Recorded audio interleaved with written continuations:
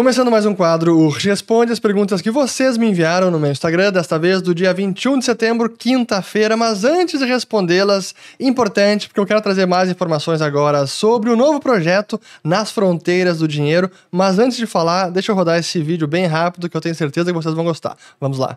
Eu vim para o coração do mundo tecnológico, na Baía de São Francisco, no Vale do Silício, para te mostrar como o universo de tecnologia e da inovação fazem a economia global girar e se conectam com o mundo dos investimentos. Aqui nasceram várias das empresas mais valiosas do planeta, responsáveis por mudanças na nossa forma de viver, de trabalhar e até mesmo de se relacionar com as pessoas. Em breve irá ao ar minha nova produção Nas Fronteiras do Dinheiro, em que você vai viajar comigo ao redor do mundo para entender como a economia do mundo real funciona. Dia 22 de outubro, Nas Fronteiras do Dinheiro. Clique para saber mais. Te vejo lá. Pois é, imagens bem bacanas e o projeto está ficando mais sensacional ainda. E quem quiser saber mais informações, no link na descrição do vídeo vocês podem se cadastrar para receber mais detalhes sobre o projeto Nas Fronteiras do Dinheiro. E tenho certeza que vocês vão gostar. O pessoal que já conheceu o ciclo de mercado, esse agora é um projeto ainda melhor e mais abrangente. Enfim, não quero trazer tantas informações ainda, mas é uma forma nova de ensinar economia, investimentos, finanças e com o Ulrich viajando pelo mundo, conhecendo a realidade de cada local. Vocês viram bem pouco disso em alguns vídeos que a gente já produziu para o canal, mas o que a gente gravou lá em cada cidade, em cada país, assim, é espetacular. Então, Nas Fronteiras do Dinheiro, dia 22 de outubro é a data de estreia. Eu vou falando mais ao longo das próximas semanas, mas quem já quiser deixar o seu cadastro, link na descrição do vídeo. Pois bem, vamos lá agora para as perguntas. A primeira do meu irmão gêmeo, Fernando Upur. Bro, Justin Trudeau, colocando a culpa da alta de preços nas redes de mercados. Isso engana alguém? O pior de tudo é que sim, engana. Como há um desconhecimento sobre como funciona a economia, para que servem os preços e como essa é uma informação essencial, como funciona o dinheiro, a inflação, para muita gente essa retórica, esse discurso, às vezes acaba convencendo. A gente não precisa ir para o Canadá, vamos voltar no Brasil da década de 80, plano cruzado, fiscais do Sarney. Quem era o culpado pelas altas de preços? Os empresários, os comerciantes, e que tinham que ser presos, e realmente isso aconteceu, porque estavam remarcando os preços fora da tabela de congelamento. Uma insanidade. Então, por conta da ignorância econômica, infelizmente, isso engana algumas pessoas. Aqui do Arthur Mateu. Já mencionou o Juan Ramón Rayo, mas o que pensa sobre o Miguel Ancho Bastos e o Diego Giacomini? O Diego eu não conheço, confesso ignorância. O Miguel eu conheci ele pessoalmente até na conferência do Mises, do Instituto Mises do Alabama, que foi em Salamanca em outubro de 2009, quando eu estava fazendo meu mestrado lá em Madrid. E, pô, figuraça, gosto dele, ele fala muito rápido, às vezes é difícil entender ele, mas é uma figura que eu tenho, sim, uma admiração. Gosto das ideias. Aqui do Lucas Show. Ulrich, como iniciou sua jornada empreendedora? Top conselhos, maiores desafios, abração. Eu diria que ela começou mais recentemente, a partir do momento que eu entrei na Liberta, especialmente, porque aí dentro da empresa, como sócio, como empreendedor, fazendo os projetos nascerem com cabeça de dono, é bem diferente. E eu diria que realmente, a partir desse momento, 2019, que iniciou a minha jornada empreendedora. Top conselhos, cara, tomar risco. É começar, é arriscar, colocar os projetos de pé, experimentar, uns vão dar certo, outros vão dar errado, então é testar, tomar risco e consistência, porque não adianta, você vai errar bastante antes de acertar, mas o trabalho e o reconhecimento e a excelência vem com o tempo e com a prática. Então, olha aqui os vídeos do canal de 2017, quando eu comecei. Cara, eu tenho vergonha de olhar os vídeos hoje em dia, mas talvez até vídeos de 3, 4 anos atrás já tem uma diferença de retórica, de articulação, eloquência, oratória incomparável. Mas, enfim, prática, consistência, dedicação, excelência e tomar risco, testar. Você nunca vai conseguir estar completamente pronto, os projetos sempre vão ter alguma coisa faltando, nunca vai atingir um nível de perfeição. Mas aquele ditado que é um clichê, mas ele é correto. Feito é melhor que perfeito. Então, faça e vá aprimorando constantemente. Aqui do Bando Bom. Como ver Ibov sem Petro e Vale e sem bancos? Bom, quem tem um terminal Bloomberg talvez consiga fazer essa separação, mas você pode buscar os indicadores de mid caps, no TradingView tem, também o de small caps, que é o SMLL, se eu não estou me enganado, SMLL3. Eu até vi, eu tenho ele aqui sempre no meu, agora me esqueci. No TradingView é SMLL, então o índice de small caps. Então ali é uma representatividade da economia brasileira, das empresas que estão na bolsa, que não são Vale, bancos e Petrobras. Aqui do Vini Borges, taxa de juro alta pode impactar os preços para cima devido ao aumento do custo de capital? Ceteris paribus, tudo ou mais constante, isolando todas as demais variáveis e olhando apenas esta por este critério, pode. Então, se aumenta o custo de capital, isso diminui o capital disponível para investimento, para aumentar a produtividade, sim, tende a diminuir a oferta de bens e serviços na economia. Agora, não é a única variável e não é a única consequência de uma alta de juros. Porque dependendo da situação econômica do país, da própria inflação, a alta de juros pode diminuir mais ainda a demanda por crédito de famílias, empresas, quem queira consumir. Então, pelo lado da demanda, pode deprimir mais do que deprimir a oferta. Além das consequências em taxa de câmbio, olha no caso da Turquia, o Erdogan tentou intervir demais na taxa de juros, derrubou ela à forceps, a taxa de câmbio disparou. No Brasil a gente viu o oposto. Em 2021 em diante, quando o Banco Central iniciou o ciclo de aperto de juros, antes do restante do mundo, isso ajudou a estabilizar a nossa moeda, ajudou a valorizar o real. Então, a gente tem que entender todos os fatores e consequências de uma causa específica. Acho que é assim que eu posso responder. Aqui do Marcelo. A chance de patamar de juros nos Estados Unidos fique nessa faixa por longos anos? Sim, há chance. E eu diria que há chances maiores ainda de as taxas de juros em zero que nós vimos vigorarem na última década, que isso não volta tão cedo. Até aqui atrás, olha só. Boa.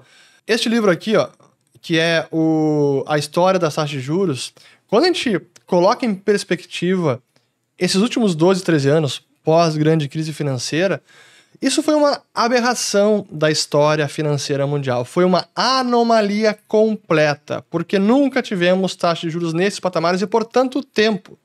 Então, achar que isso vai voltar tão cedo, eu acho que não. Talvez nas nossas vidas profissionais não volte. Posso estar errado, mas não conto com isso. Mas se vai seguir em 5,5% por vários anos, talvez não tanto. O Fed acha que vai ser mais um ano nesse patamar, eu acho que é bem possível. Fiz um vídeo no canal sobre isso recentemente. E quem quiser saber mais, como sempre, nossa área de membros. Na quarta-feira foi muito bacana, a gente esmiuçou a decisão do Fed e do Copom e o que isso significa para os seus investimentos. Então, torne-se membro. Aqui do Americomp. Você acha que o Brasil está no caminho correto diminuindo a taxa Selic? Sim, eu acho que está no caminho correto. Subimos demais a taxa de juros, já chegou a hora de derrubar ela. A questão é, qual é o próximo, qual é a taxa terminal desse ciclo? Vai ser 11, 10, 9? Com juro americano mais elevado, o piso da Selic fica cada vez maior.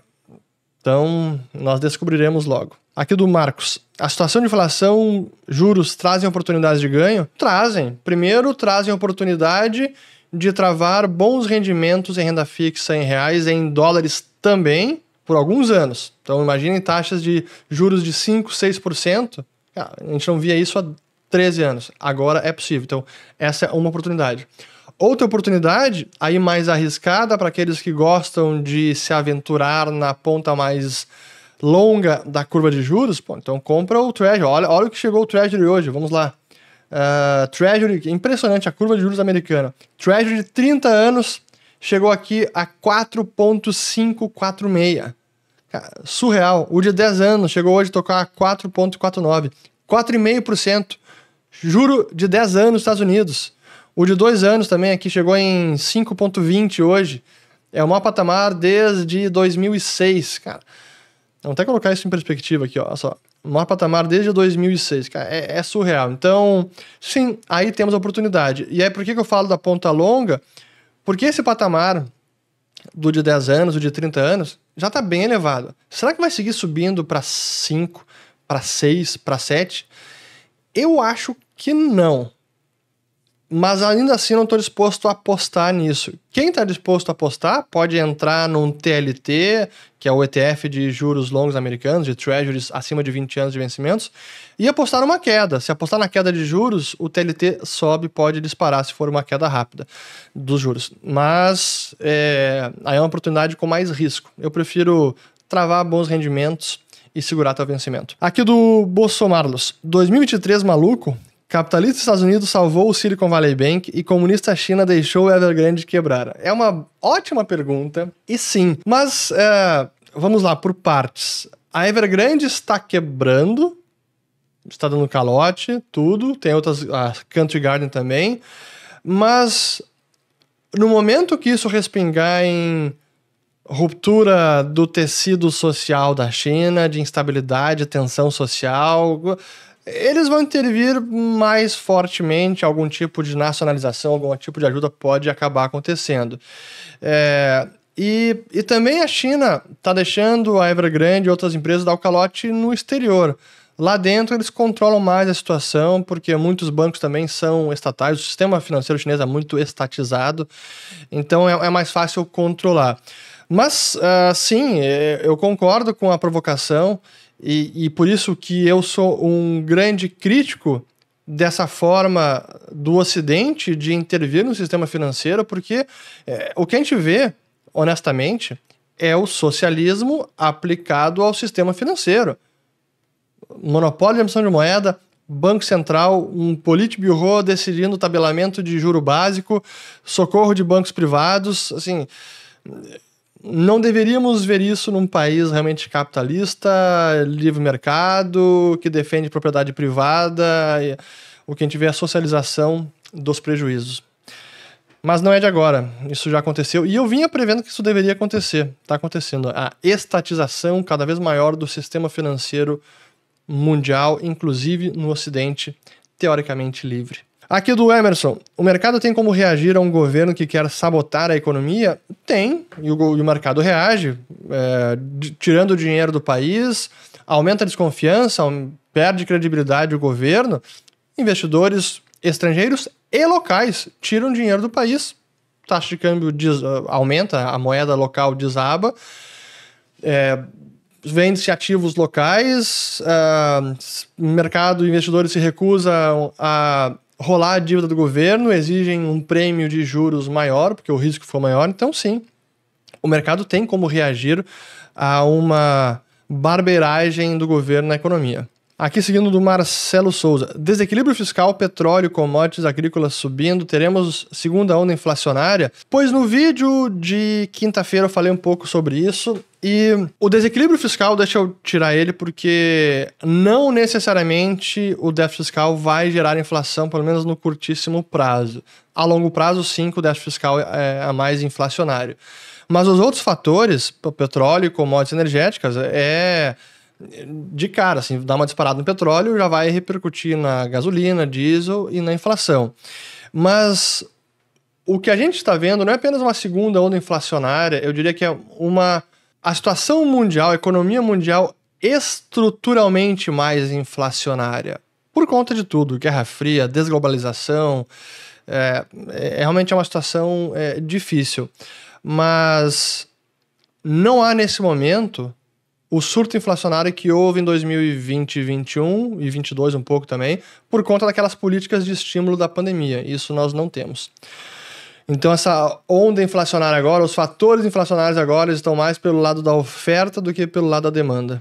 Aqui do Lucas Assunção. Sobre a tese de cannabis, você investe em alguma empresa ou ETF do setor? Não, não invisto. O ETF mais conhecido é o MSOS, mas o ideal é falar com o L2 Capital do Marcelo Lopes. Até porque os ETFs são um pouco discricionários, assim, não tem gestão, é muito mais passivo. Escolhe-se as empresas do setor e pronto. Um gestor profissional que tem um fundo, que tem dever fiduciário, é muito mais rigoroso na análise das empresas que vai selecionar. E aqui do Lucas também. Ainda está investido em Airbnb, mesmo com as restrições? Sim, eu ainda estou investindo em Airbnb, não liquidei nenhuma posição. Alguns grandes centros estão impondo obstáculos, aconteceu em Nova York, em Portugal também.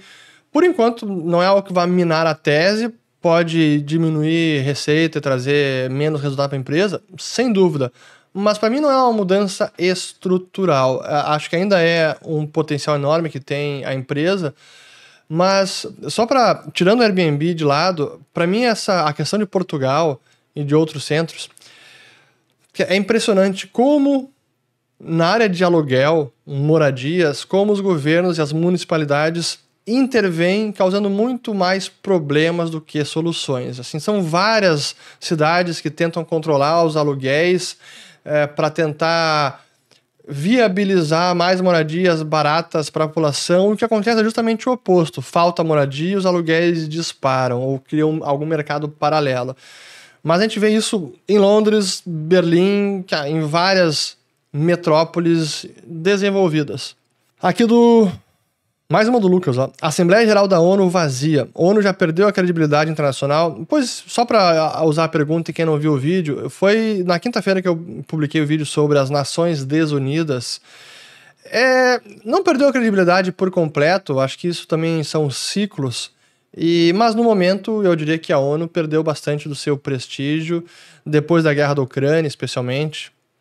É um mundo mais multipolar, com outros fóruns de discussão também importantes. Aqui do Diego, o que achou do Lula qualificando o BRICS como o futuro da liberdade econômica? Ele falou exatamente isso, eu confesso que eu não li se ele falou isso ou eu não estou lembrado. Mas, por favor, né? Agora com os novos membros ainda, Arábia Saudita, Egito, Etiópia, Argentina, Irã, e quem mais? Eram 6. Faltou um aqui, não esqueci.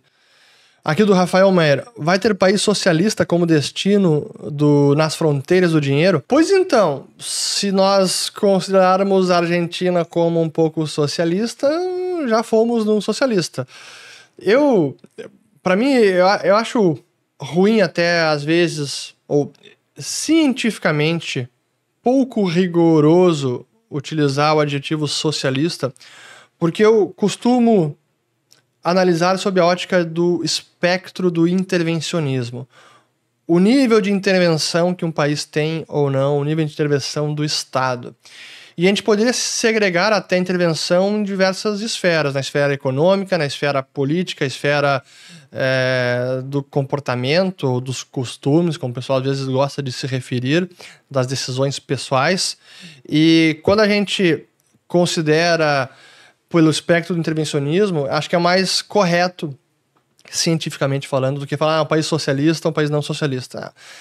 Estados Unidos, que a gente acabei de mostrar um exemplo de socialismo aplicado nos Estados Unidos no setor financeiro. Também temos exemplos na Argentina, temos no Brasil, temos na China. Então, eu prefiro usar o adjetivo intervencionismo e que ele se manifesta em graus variados, em diferentes lugares, em diferentes graus, dependendo do tempo de cada lugar também. Mas sim, queremos visitar vários países mais e está só começando, hein?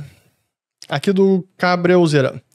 É possível uma recuperação da Argentina nesse primeiro governo do Milei, caso ocorra? Sem dúvida alguma. Se conseguir implementar as medidas de dolarização, reforma fiscal, reforma do Estado, assim, a Argentina pode sim ser um grande país, ou voltar a ser uma grande potência. Aqui do Rafael, escassez não tolera desaforo, urânio. Pois é, eu fiz um vídeo recente sobre isso, a tese está performando muito bem. Do Paulo MCL, por que bancos centrais de países como China, Rússia e Índia preferem comprar ouro e não o Bitcoin? Por tradição, por conhecimento, pelo nível de confiança histórico que hoje há com o ouro e que não há ainda com o Bitcoin. Então, acho que é uma questão de tempo e de tamanho de mercado também, né? Acho que o Bitcoin ainda é um mercado menor, o ouro, o valor de mercado, mais de 10 trilhões de dólares, o Bitcoin, menos de meio trilhão. Então, ainda tem muito para se provar no tempo, mas não duvidaria que alguns países já estejam comprando, especialmente aqueles que precisam de um ativo digital neutro apolítico para fazer pagamentos internacionais. Aqui do Daniel, o que acha do hidrogênio verde como fonte de energia sustentável? Eu não sou um especialista em energia, mas eu vejo pela ótica da economia. Se fizer sentido econômico, se realmente tiver impacto no líquido, no total de uma transição para hidrogênio ou do uso de hidrogênio verde, se o líquido for realmente positivo também para o meio ambiente, ele será adotado. Hoje, ainda não é. É custoso para produzir hidrogênio verde e é também custoso para... Hoje não há infraestrutura ainda amplamente instalada para se usar o hidrogênio verde. Então não é tão simples, mas se for uma alternativa, será usada. Eu não tenho... A priori, não tenho nenhuma preferência. Eu prefiro esse ou esse combustível. Assim, para mim o critério é mais eficiente economicamente falando e mais limpo também. Acho que esses são os critérios principais. Do Roberto Schwartz aqui. O FONC vai chegar, que é o Copom americano, né? Então o Comitê de Política Monetária, chega a 5,75% ou 6%? 5,75%, bem possível. Talvez 6%. Aguardemos. Aqui do Tamon. Tensão aumenta com a declaração de príncipe saudita por bomba nuclear do Irã. Eu não sei se a declaração aumenta, porque isso não é uma novidade. Sim, é uma preocupação que os países do Oriente Médio têm, especialmente Israel e os muçulmanos sunitas, como a Arábia Saudita. Acho que é uma realidade ele expressar essa preocupação e colocar isso na mesa. Pô, se o Irã tiver uma bomba, a gente também quer, especialmente no momento que está em negociação de retomada de relações com Israel, faz parte da diplomacia, do jogo político. Não acho que isso por si só vai aumentar a tensão. Aqui do Adriano Franco. Nos Estados Unidos, acredita mais em recessão e correção na bolsa ou hiperinflação e juros? Entre essas duas alternativas, hiperinflação, juros, não vai acontecer hiperinflação nos Estados Unidos, então é mais recessão e correção na bolsa. Aqui do Indaya Sats. Pergunta aleatória. O que é essa caixa preta com o logo verde na sua estante? Pois então, deixa eu colocar aqui, ó. Aqui é o logo da Liberta Investimentos, a empresa da qual sou sócio. Então, quem precisar de ajuda para investir, uma assessoria profissional que entenda dos seus objetivos, das suas necessidades e pode orientar você e sua família, fale com os assessores da Liberta Investimentos, link na descrição do vídeo também. Sempre está o link na descrição do vídeo. Aqui do Baranzeli Thiago. Qual foi a tua maior conquista profissional? Eu diria que foi finalmente conciliar a minha paixão, o que eu acho que é a minha vocação, que é economia, falar de economia, ensinar economia e fazer disso uma atividade profissional e a atividade profissional da minha vida, sem dúvida que foi a minha maior conquista. Aqui do Marcos.